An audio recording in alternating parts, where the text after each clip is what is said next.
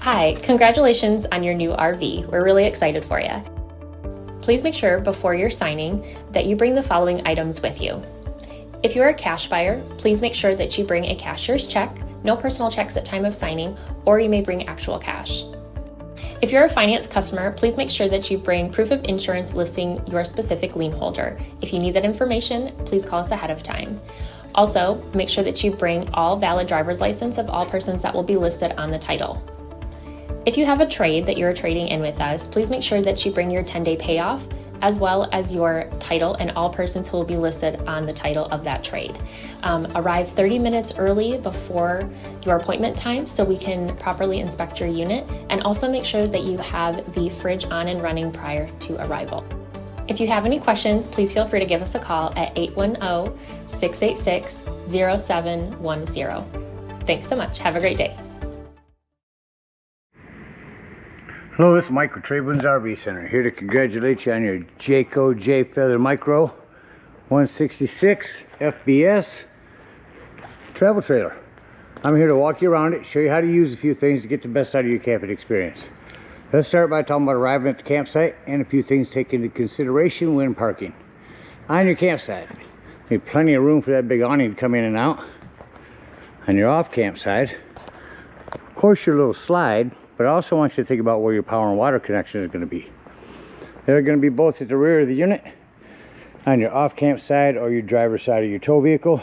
Power, water. So park accordingly so you can utilize the facilities at the campsite. Once we arrive and unhook our hitch, first thing we're going to do is level our unit. Got a power tongue jack on this. Got a night docking light should you arrive at night. Bring it down or up. Bring it up to your level. Once you get your unit level, we'll bring down our stabilizing jacks. But if for some reason you lose power and can't get your unit level from here, there's a manual override hand crank underneath that rubber stopper. That'll get this up and down should you lose power. Speaking of power, check your battery post now and then. Make sure those haven't wiggled loose going down the road. Again, once we got our unit level, we'll go ahead and stabilize it. All four corners of the unit have these stabilizing jacks. 3/4 inch hand crank on the end. You can use an impact driver or a drill gun. I just recommend slowing down when you get to the bottom. I'm also going to recommend stabilizing jacks to protect the feet of your, or stabilizing jack pads, to protect the feet of your stabilizing jacks from dirt and debris, hot blacktop in the summer. Better distribute the weight. You're going to go ahead and run these down just until they are taut. Once you have any type of resistance on your hand crank, go ahead and stop, because remember, our unit's already level. All we want to do at this point is stabilize it. Hey, you got your unit level and stable. Let's go ahead and hook up our power and water. Got a big long 30 amp cord on this. Plugs in the rear here with this new pistol grip. Grab it, put it into the left a little, about 11 o'clock here. Turn it to the right. Put your black washer on there. 30 amp cord. Now at the end of that, should you need to plug into a 110, there's a 30 to 15 amp reducer if you ever need to do that. Got your power hooked up. Let's hook up our water. At campsites, we are going to hook up to city water connection. First and foremost, your water pressure regulator. This water pressure regulator is going to reduce the water pressure to 40 to 50 psi, protecting the lines in your unit. Always use this because you don't know what the water pressure is at different campsites. Hook that up. Hook up your hose, but don't turn your hose on yet. You have one more step. Come up here to your hot water heater. Now what we're doing at this point, folks, is making sure our drain plug's back in. This will lift right off here. Take your rod, throw some plumber's tape around that, not putty. Putty will gum up. Plumber's tape, inch and an eighth socket. Get that in there nice and snug. Then you can go ahead and turn that hose on. Now after that hose has been on for a little bit, go inside and deploy the slide and get in there and open up your water taps. Open up all of your water lines, get all the air out of the lines, get a nice steady flow of water going through them. Then you can shut them off and you know your hot water heater's full. You can turn that on indoors. Now let's say we're going to go camping and we're not going to use a campsite to use city water connection. We're going to go dry camping. Well, in that case, we're going to fill up our fresh water tank. That is over on your campsite, just above your tire. No need for a water pressure regulator here. Simply gravity fill this with a hose. 2 ways to tell when it's full. One, there's an overflow valve right there. Or 2 on the inside where you check the levels of your black and gray tanks. There's also a freshwater button. Keep an eye on that when you're filling it. Don't leave this unattended while you are. Once it's full, remove that hose. Put that cap back on. And then whenever you want to utilize that water, you'll turn on your water pump indoors. Don't turn on your water pump when hooked up to the city water that's already pressurized. Alright, we got our power and water hooked up. We're all ready to camp. Let me go ahead and walk you around the rest of the outside of the unit, starting here on the campsite. Again, our stabilizing jacks. You got a porch light. Remember, this is just not a step. This is just a protector for your unit. You're prepped for TV out here. TV will snap on there. There's your 110. There's your cable. Up top, you've got a couple of outdoor marine grade speakers. Your microwave vent. Make sure that you open up your microwave vent before using it. Over here you'll have your J-port stand. This metal bar will slide right in that square there. Put this piece on top like so. Now you've got your quick connect for your quick connect here, and your griddle that'll sit on top of that. There's your outdoor fridge right next to it. Big pass-through storage here. This is a strap for strapping down that J-port for travel. Got some lighting in here. 110 as well. Around front of the unit, your propane does have a cover. Also has a regulator with automatic switchover. Lefty loosey to open. Point it toward the tank you wish to be using. Green will mean you got gas. Okay, docking lights. Over here you're prepped for solar. You can plug in a solar panel right there. And that will trickle charge your batteries. Again, your batteries. Make sure the posts stay connected well. Speaking of batteries, inside your storage on this side is your battery disconnect. That will disconnect all the battery power to the unit. You know it's on if you can't pull it. Disconnect it if you can pull it out of there.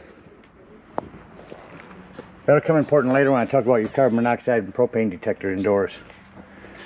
Again, your hot water heater. A couple low point drains here. The white one's your fresh water. The double are your other low point drains from campsites. On your wiper, you want to keep these pliable. There's a spray that you can get on these. Good investment. Come around back to your docking station here. Up top is your black tank flush. We'll talk about that when leaving the campsite and dumping our black and gray tanks. Again, your city water connection. Outdoor shower that your 751 key will work on. And down here is your black and gray holding tanks and handles to pull. Again, your power. Cable for the campsites. And stinky slinky or sewage hose storage. Coming around back, your spare tire. I recommend getting a cover for that. Helps hold away dry rot over time. You got a ladder, utilize it. Go up there a couple times a year, check the seams of your roof and caulk as needed with recommended RV roofing caulk. You're also prepped for a backup camera from Furion. Purchase that from our store. A device will set on the dash of your tow vehicle. Another device will attach to that, giving you a backup camera for the unit. Flue for your furnace. 2 things on that one. Make sure it's never blocked. And 2, if you're running your furnace, steer clear that. It does get hot. Up here is a access panel to get in the back of your fridge. Coming up inside the unit, first thing I always like to point out is the fire extinguisher. Make sure that you and everyone that's camping with you knows the fire extinguisher is located by the entry doorway in case of an emergency. Come up and I'm going to go step all the way up to the top right and go through our control panel here. So up top is where you check those levels. There's your brand new battery. Fresh water, that's the one I said to hold down to tell when your potable water is full. Black and gray tanks. Over here is where you turn on your hot water heater if you're plugged into electric. Down here if you're just using gas, it does make a difference. Living room lights, awning lights, and your water pump. When using potable water, that's where you turn that on at. Your slide control, we'll use that when closing this back up, but our awning control I'll do now. On your awning, you only want to run that out until you see that brown bar and that flap falls down. You run that out or hold that button too long, that will continue to run itself out and start to run itself up backwards. So keep an eye on it when you run it out. Make sure you don't run it out further than you need to. As I continue running that in, turn to my right, come all the way down the bottom by your door. It's going to be your access panel to your breaker box and fuses. Handful of 15s there, a 30 and a 40. A little variety. Highly recommend having those with you. That is going to be a return for your heater. This is your Freon fridge. Close our unit up with our awning in now. Shut off our awning light and continue the tour. Step right into the bathroom. A couple things to mention in here: lighting and fan. That fan you can shut off from this corner, and you need to hand open this vent when using it. You also have a 110 with GFCI reset. Plumbing to maintain. Behind this access panel is all this PEX plumbing. Just keep an eye on it. You're bouncing a house down the road if you move a lot when you're camping. Make sure nothing's wiggled loose over time. Coming into the living room, our thermostat. Create that heat up there. It's hard to turn, you just gotta turn it hard to the left. Then turn the heat all the way up. Cranks on that furnace. Shut that off. Now you'll notice it'll take a few minutes for the furnace to cycle through before the fan shuts off. Just the opposite for the AC. You turn that on and off by hand. Back over here next to your thermostat is your solar charge controller. I'm going to send you a separate video from GP Electric telling you about this.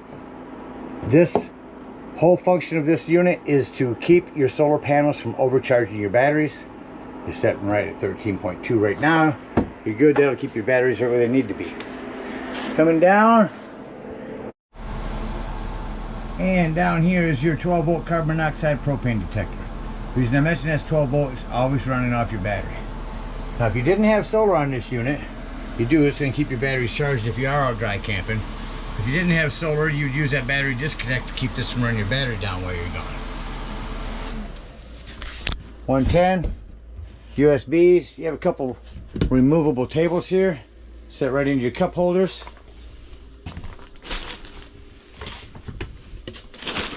Your bed here will jackknife down.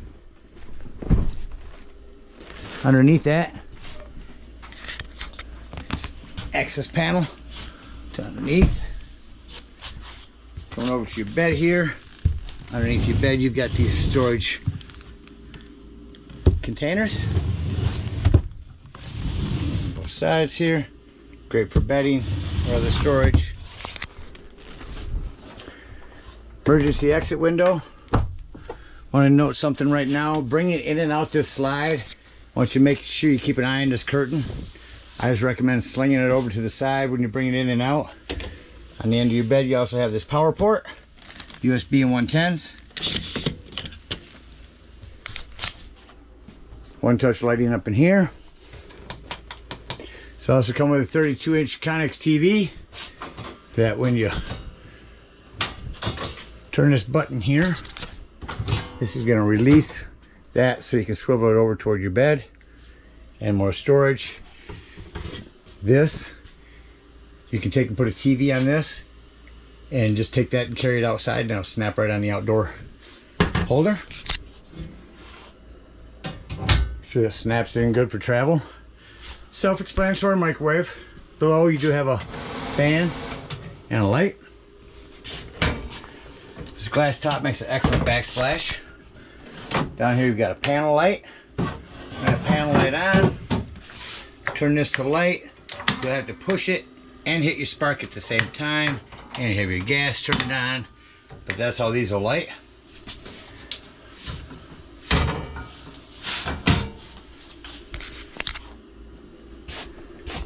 Sink. Opener. You've got your smoke alarm right above your door. And that about covers everything on the inside. Well, you do have a max air vent here. You turn that on, crank that open. Alright, so let's act like we're leaving the campsite and close the unit up. I'm gonna leave these on your bed for now, but I recommend putting them down in your storage here. And you see those do strap closed. Make sure your TV's back. Now I'd like to come to my control panel and just shut off my interior lights.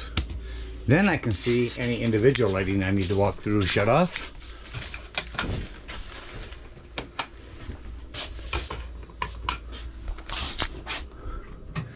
Now I can come back over, turn on my main lights, and say doors and drawers. Walk through the unit, make sure all doors and drawers are closed.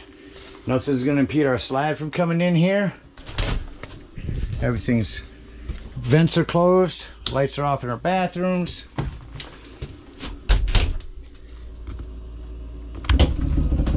Retract on the slide. This one comes in really quick. It's a short slide. Once that's in, shut off our living room lights and exit the unit. Now the biggest thing on these steps, bringing them out or in, make sure your exterior door is all the way open. Otherwise this could catch on it. You see it comes close. You also have adjustable feet on these. All you have to do is push up on this lever and then move your leg to where you want it. Set this inside, lock that blue over, and come over here, push this one all the way over until our button comes up in there. That'll lock that in there for you. Gently slam these doors. It's a slam lock for a reason. They work best when gently slammed. Before you leave the campsite, make sure you lock and deadbolt this door. Lift and turn this handle. Now I say that in case you want to go inside and check the levels of your tanks while you're dumping. All right, if we are out boondocking, we can come on over here, go to that white low point drain, get rid of all of our freshwater tank, bring up our stabilizing jacks, and head on home. Or the closest dump station, depending on what we've used. Otherwise, if we're at a campsite, we're going to unhook our power, our water, our cable, bring up our stabilizing jacks, hook up our hitch, and head on up to the dump station. Now at the dump station, park accordingly. Your dump is all the way at the rear of the unit. Hang your tires on your driver's side of your tow vehicle. That 10-foot hose comes with your convenience pack. Arrive, remove your dust cap, hook this up, and pull your black handle. That's going to be the one here on the right. That's going to be your sewage. Once it sounds like that's empty, go inside, check your black tank, make sure it's empty. If it is, leave this handle open, grab the hose at the dump station, and come up to this tank flush. Again, emphasizing with your black tank handle open. Put that hose on there and let that run for a good 5 minutes. It's going to wash all that nastiness out of your black tank. When that's done, remove that hose. Make sure all the washout you just put in there has drained. Then close your black handle and pull your gray. Now your gray handles will be clean the waters, your sinks and your showers while that's draining. Come back here, dump both of those low point drains, campsite waters. Once them are empty, you're gonna come up here to your hot water heater, lift up on this pressure release valve. Now be careful, it's gonna dump some hot water out of there. When that's done, if you're done camping for the season, you can go ahead and pull this and drain your water. Come back here, make sure that gray is done. When it is, push that gray handle back in, unhook your sewage hose, and conveniently and sanitarily store it in your stinky holder. Again, thank you guys so much for your purchase. Hope you enjoy this Jayfeather for many years to come. Happy camping.